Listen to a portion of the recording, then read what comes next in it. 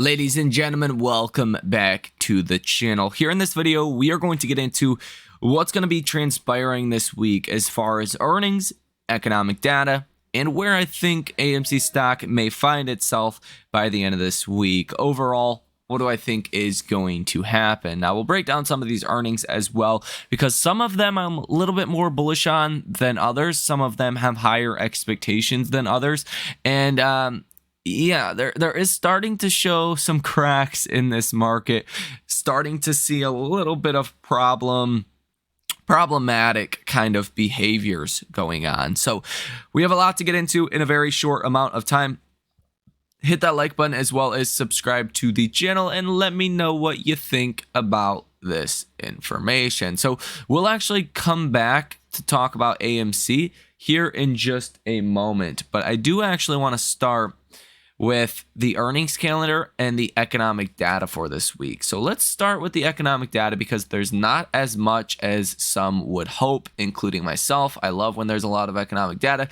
This week is just not one of those weeks. But starting off on Monday, February 5th, which is tomorrow, lots of data out of Europe, like lots of data all across the board. Some bond auctions out of Europe, all of that can, have an impact on our markets, but it's never usually something that is too sizable. You are going to have the ISM services PMI.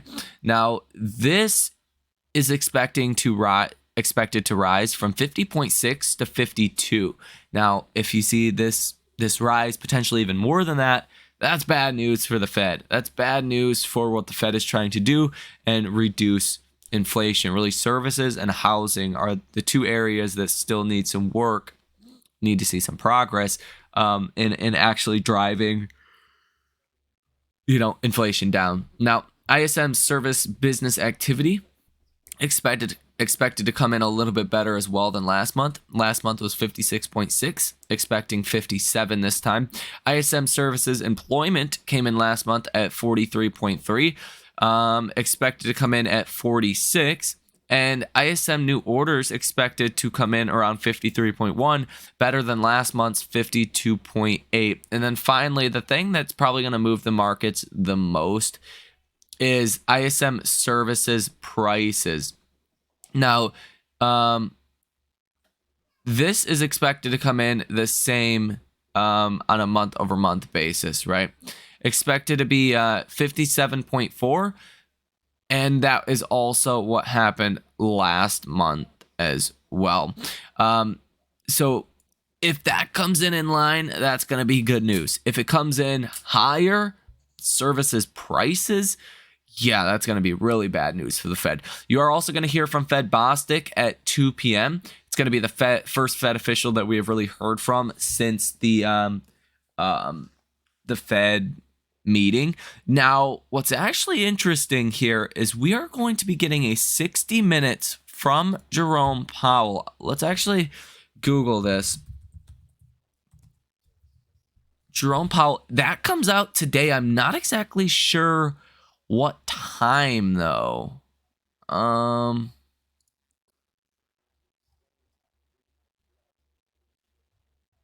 Yeah, I'm not sure what time that comes out today. Maybe because I don't watch 60 Minutes all too long, all too much. Yeah,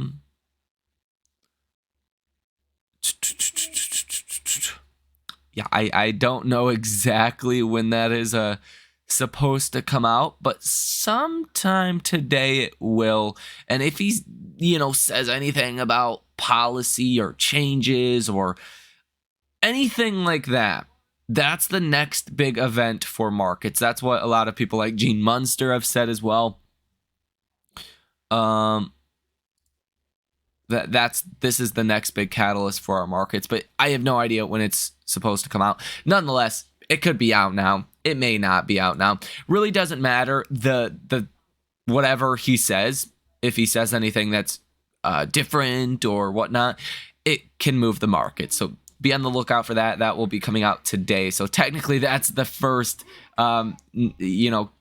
next big catalyst. Now, Monday, again, ISM data, especially prices paid, will be very important. On Tuesday, you are going to get the Canadian IVPMI. It's highlighted in red, expected to be a major volatility catalyst. I don't exactly think so. You are going to get total household debt for Q4 as well. That's expected to come in around $17.3 trillion. Holy moly, that is a big debt bill. I also forgot to mention at 2 p.m. as well on Monday, so tomorrow, you are going to be getting the loan officer survey. So we'll see how many loans are going out there, if loan officers are confident or not, and that will potentially be important for our markets as well. Fed Mester will speak at noon on Tuesday, a 3-year bond, and that's pretty much it. On Wednesday, balance of trade out of Canada, highlighted in red here. Balance of trade out of the U.S., exports, imports. Doesn't look like too much.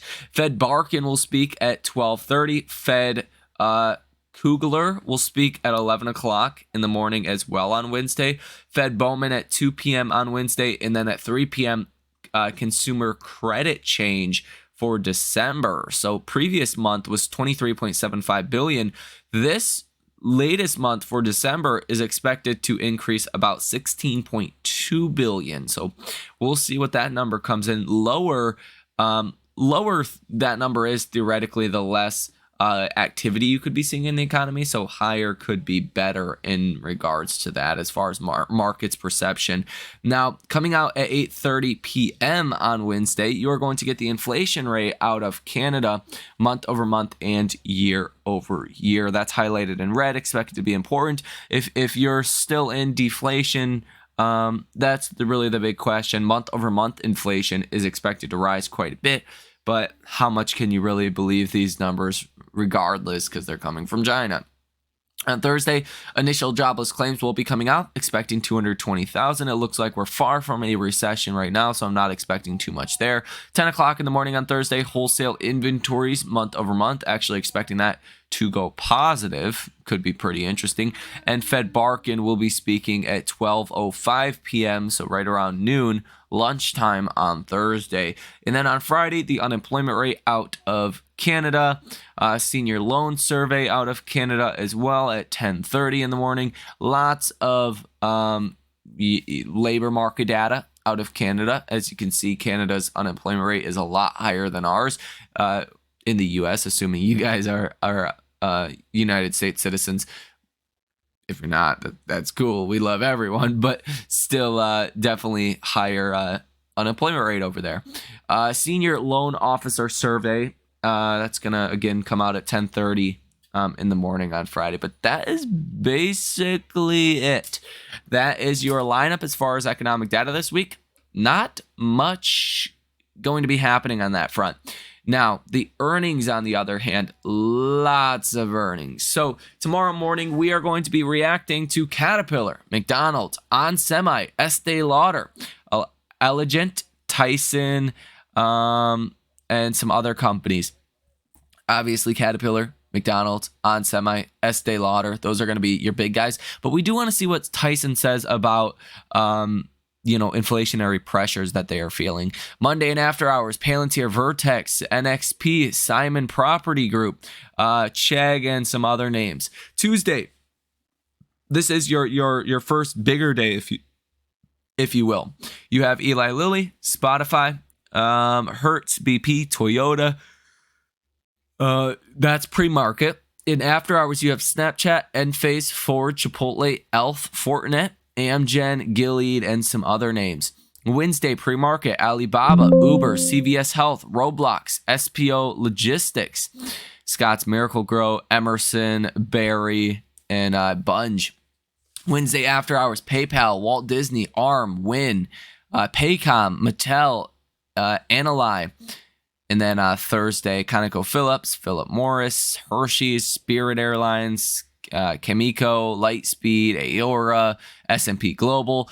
In after hours, Affirm, Pinterest, Cloudflare, Dexcom, Expedia, Bill.com, Take-Two Interactive, and PetMeds. And then Friday, you're going to have Pepsi, Canopy Growth, Enbridge, AMC Networks, not AMC Entertainment, AMC Networks, that report earnings pre-market. Now, the big guys for this week, obviously going to be PayPal, Snapchat, Enphase, Ford, Chipotle, Arm, Wynn, Elf, Palantir, McDonald's, Caterpillar, Alibaba as well, Affirm, Pinterest, and Cloudflare. Now, my personal opinion is well, a lot of these stocks have high expectations, right?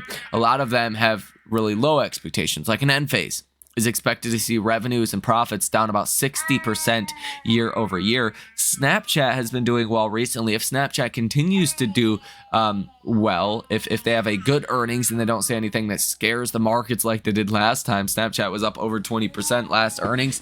And then what happened? They said the Israel-Hamas situation has caused advertisers to stop advertising. Just very weird language always on Snapchat's earnings. And what that do? That caused the stock to drop about 20%. So we'll see. Snapchat can be important for the larger tech cohort, if you will.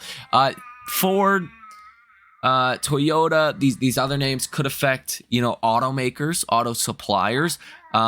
And then McDonald's is a pretty good bellwether of how the economy is doing. Same with Chipotle, because, if people are cutting back on fast food, then that's a problem. But it doesn't look like that's the case as of right now. Alibaba, we'll see what their numbers come in as. Very cheap name. I actually recently made a position in that one. Roblox, Wednesday pre-market. I'm pretty bullish on Roblox, although they are pricing in a lot because of just the holiday shopping season. All the kids love Roblox and Robux. I think that's what it's called.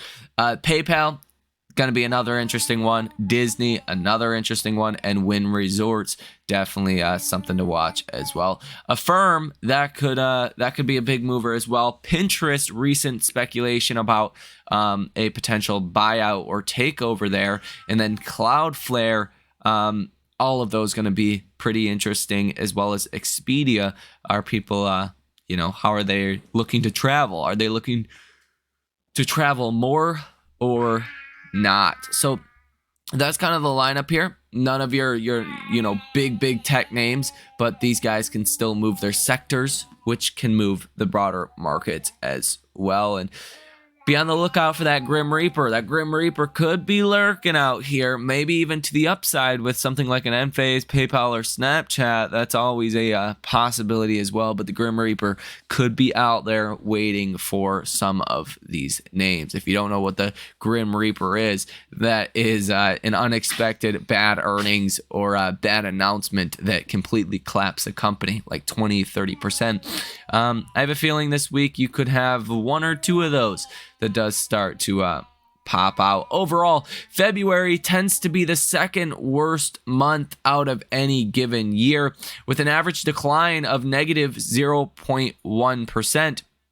That's pretty bad if you're looking at an average from about 1920 until now to get February a negative month. Yeah, some years are pretty bad in February, and typically February tends to be pretty good in the beginning, and then you kind of fall apart into the end of the year. And then March tends to be another weak month, especially as, taxes come due and people have to start making tax bills in March and April. That's where you can see a little bit more selling of stocks. But even now, when stocks are at highs, I think you're going to get a lot of resistance here coming in on the S&P around 500 on the SPY, around 5,000 on the SPX.